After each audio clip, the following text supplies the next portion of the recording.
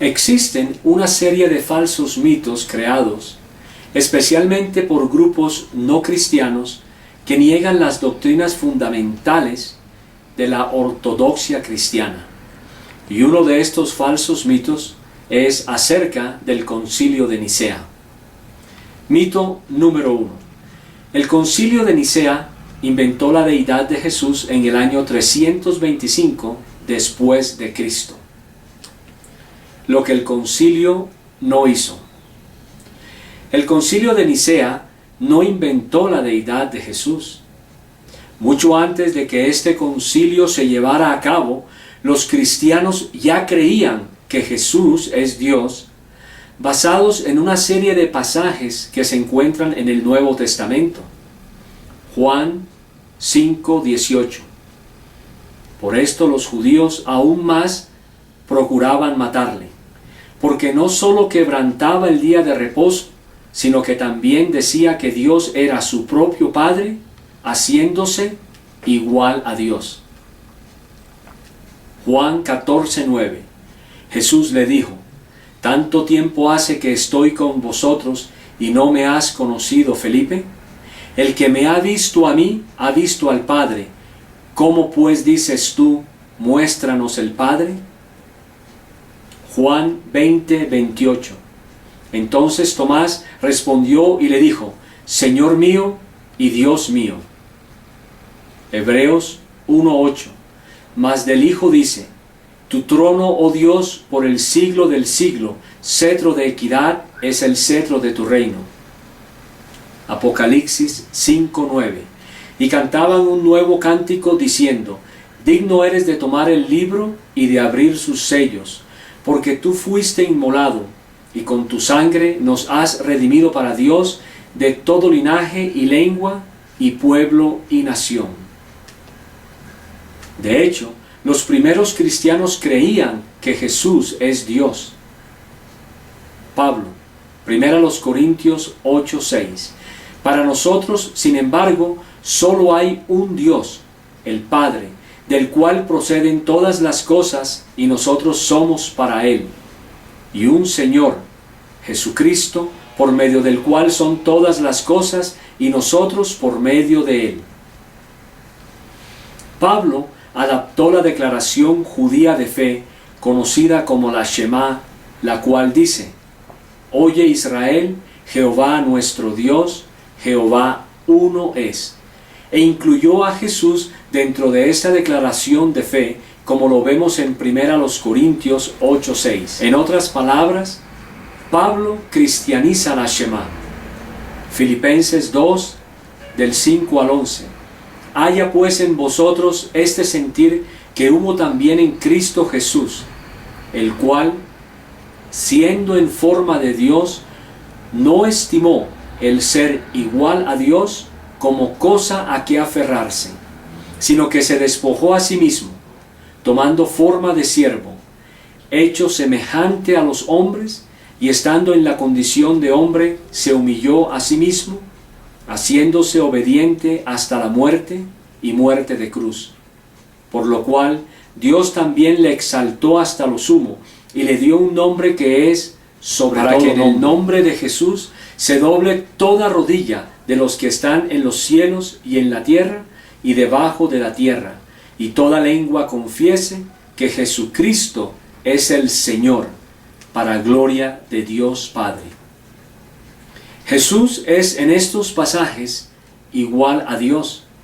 El pasaje de Filipenses contiene un antiguo himno cristiano, el cual puede ser fechado entre los años 40 a 60 después de Cristo.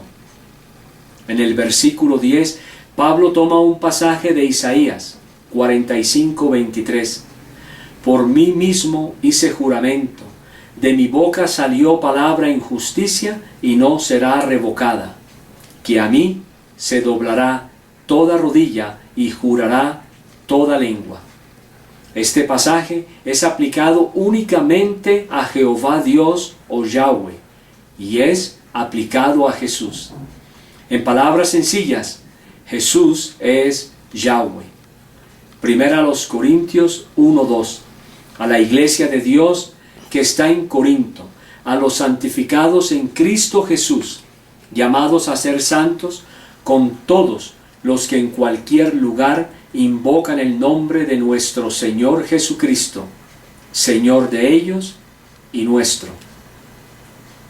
Una de las características que definía a la comunidad en Corinto y a la cual escribía Pablo era precisamente la adoración del Señor Jesucristo al invocar su nombre.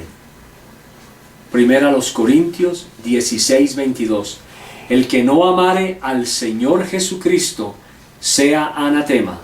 El Señor viene. Maranata es una palabra en idioma arameo que significa el Señor viene. Fue una expresión que los primeros cristianos usaron para clamarle a Jesús por su pronto regreso y para que se recordaran entre sí mismos acerca de la promesa de Jesús de que Él regresaría. Pablo escribió primero a los Corintios en griego, pero dejó esta palabra en arameo, Maranata, sin traducir. Probablemente esto indica que esta palabra aramea vino debido a los primeros cristianos que hablaban este idioma y pertenecían a la iglesia en Jerusalén. La expresión puede fecharse entre una fecha temprana como el 33 después de Cristo o una fecha tardía como el 51 después de Cristo. En cualquier caso, esto muestra que los primeros cristianos ya le estaban orando al Señor Jesús e invocando su pronto regreso. Esto es algo que alguien haría solo a Dios. Los evangelios. Jesús recibe adoración, Mateo 2:2, diciendo: ¿dónde está el rey de los judíos que ha nacido? Porque su estrella hemos visto en el oriente y venimos a adorarle. Mateo 28:9. He aquí, Jesús les salió al encuentro diciendo: salve, y ellas, acercándose, abrazaron sus pies y le adoraron. Jesús perdona pecados. Marcos 2, del 5 al 11. Al ver Jesús la fe de ellos, dijo al paralítico: hijo, tus pecados te son perdonados. Estaban allí sentados algunos de los escribas, los cuales cavilaban en sus corazones: ¿por qué habla éste así? Blasfemias dice. ¿Quién puede perdonar pecados sino solo Dios? Y conociendo luego Jesús en su espíritu que cavilaban de esta manera dentro de sí mismos, les dijo: ¿por qué caviláis así en vuestros corazones? ¿Qué es más fácil, decir al paralítico: tus pecados te son perdonados, o decirle: levántate, toma tu lecho y anda? Pues para que sepáis que el Hijo del Hombre tiene potestad en la tierra para perdonar pecados. A ti te digo: levántate, toma tu lecho y vete a tu casa. Jesús es llamado Dios, Juan 20, 28 al 29. Entonces Tomás respondió y le dijo: Señor mío y Dios mío. Jesús le dijo: porque me has visto, Tomás, creíste. Bienaventurados los que no vieron y creyeron. Juan 5, 18. Por esto los judíos aún más procuraban matarle, porque no solo quebrantaba el día de reposo, sino que también decía que Dios era su propio Padre, haciéndose igual a Dios. Otras epístolas. Jesús es llamado Dios. Hebreos 1:8. Mas del Hijo dice: tu trono, oh Dios, por el siglo del siglo. Cetro de equidad es el cetro de tu reino. Este pasaje habla claramente del Hijo Jesús y a quien Dios llama Dios. Se cantan himnos a Jesús. Apocalipsis 5:9.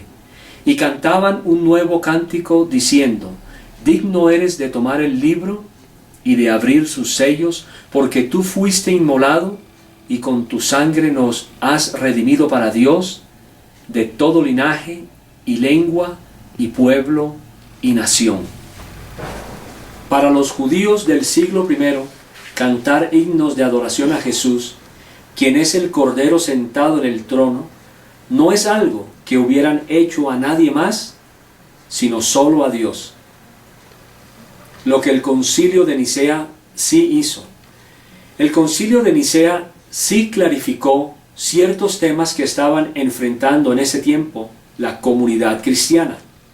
La razón no era crear un credo formal más detallado acerca de la divinidad de Jesús como este concilio que ocurrió antes, y la razón se debe a que el cristianismo era una religión perseguida por mucho tiempo y era más difícil para ellos estudiar y articular doctrinas en las que ya creían.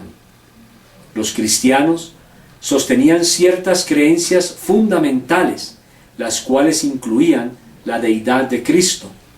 Pero no fue hasta que ellos fueron obligados por el arrianismo, una creencia sostenida por los Testigos de Jehová, un grupo no cristiano fundado solo hasta 1872, y los cristadelfianos, que enseñan que Jesús es solo un hombre justo que fue creado por Dios. Por eso era importante clarificar y articular su posición como cristianos. En el año 313 después de Cristo, Constantino promulgó el Edicto de Milán, el cual permitió que el cristianismo fuera tolerado como religión, permitiéndole así una práctica abierta que incluía el estudio y debate sobre las correctas creencias cristianas. Esto resultó en abierto conflicto con el arrianismo, el cual sostenía que Jesús era un hombre justo creado por Dios. Mito número 2. El Concilio de Nicea decidió el número de libros que tendrían que estar en el Nuevo Testamento, 27. El Concilio de Nicea no trató los temas relacionados con el canon o con relación a cuáles libros debía formar parte del Nuevo Testamento. Los 27 libros estándares del Nuevo Testamento aparecieron solo hasta el año 367 después de Cristo por el obispo Atanasio. Sin embargo, cierto número de libros ya se consideraban como autoritativos mucho antes de esta fecha. Más bien, el concilio trató con temas relacionados a la cristología o la forma como se debe entender quién es Jesús.